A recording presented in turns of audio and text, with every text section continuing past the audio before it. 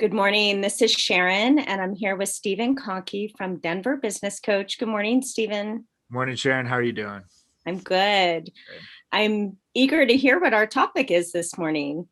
Yeah, so as a business owner, it is sometimes helpful to really think of your business not as just this thing that does something, that sells something, but really as different pieces that need to be focused on and maintained regularly. So what we've done is really broken this down into the big components. There's seven of them. There's foundations, there's leadership, there's sales, marketing, operations, financials, and HR. And we've put this series together to really provide tips and insights that business owners can apply right away. So today we're focusing on the HR pillar and more specifically the interview process of that. All right, so let's start right there. What do you mean when you say interview process? It seems like that can mean so many different things. So let's get to some specifics. Yeah, so simply speaking, it's really the steps that you follow to get the right person matched with the right position. So it's your effectiveness in prospecting and attracting qualified candidates to work in your business. And this process also includes the ability to select the absolute best candidate for that position that you're hiring for. So it's those pieces put together before the actual hiring process. All right. So from there, let's start with the interviewing process Mhm. and why is that so important? Of course, businesses need to hire, but why hone in on the process when it's maybe something you just do from time to time? Right, and that's a great contrast right there because that's where a lot of business owners go with that. They'll post a job posting on, they'll have a phone call with some person. They sound great, and they say, "Hey, you start tomorrow." And that's a lot of business owners use that as a process. And when you're not able to really clearly put things in place that help you select the best candidate for the right position, you're really putting your business at a huge risk. So really to understand the importance of having a good interview process, I kind of want to take a look at those risks of what a bad hire really costs. And this goes beyond just cash. You have the lost productivity of a bad hire. Unmotivated individuals will cause bottlenecks or slowdowns, and actually cause more work for either the manager or the owner of the business in being able to pick up the slack. So there's huge productivity loss, potentially lost clients.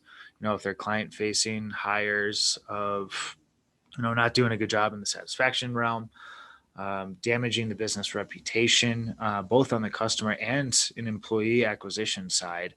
Because if you end up firing this person, they could be all disgruntled, leave you a bad review on, I forget what the hiring site is called, but there's a place where you can go and check in businesses.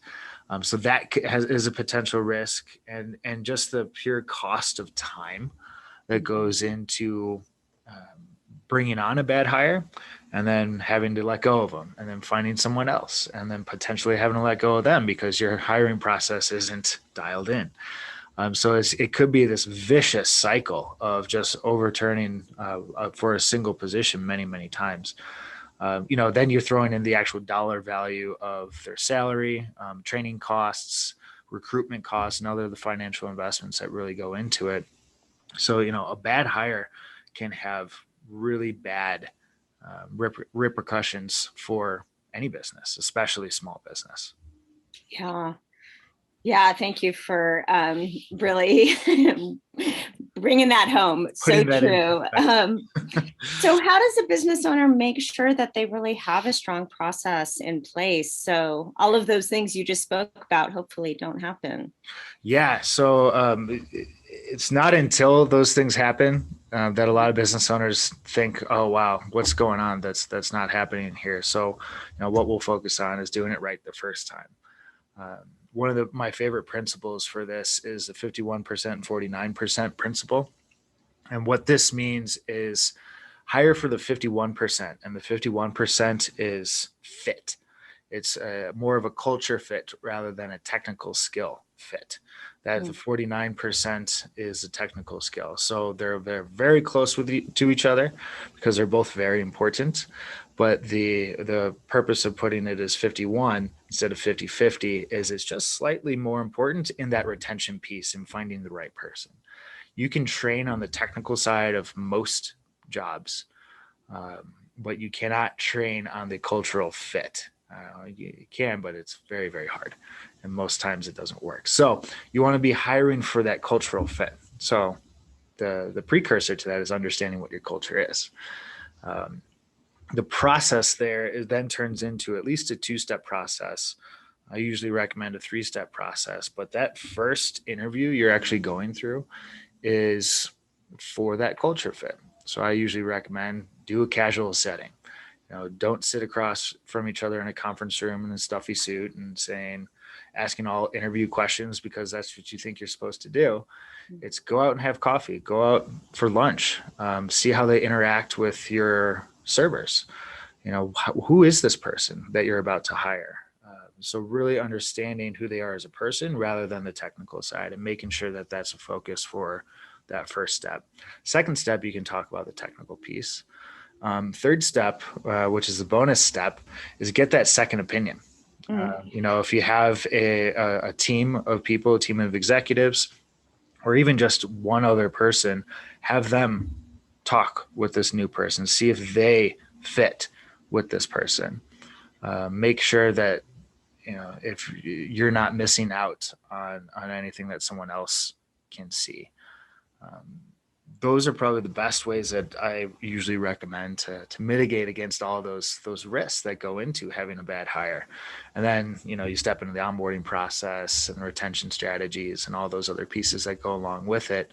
But the first step is nailing that interview process, that hiring process, and then you can go from there. Great tips. Thank you, Stephen. So if somebody watching this knows they want a little extra support getting this process in place or any other support from Denver Business Coach, how would they go about that? Yeah, well, the easiest way is really just to go to the website, denverbusinesscoach.com. From there, you can reach out a couple different ways, and we'd be happy to have a conversation about how to establish your interview process. Great. Great talking to you as always. Until next time. Thanks, Sharon. Bye. All right. Bye-bye.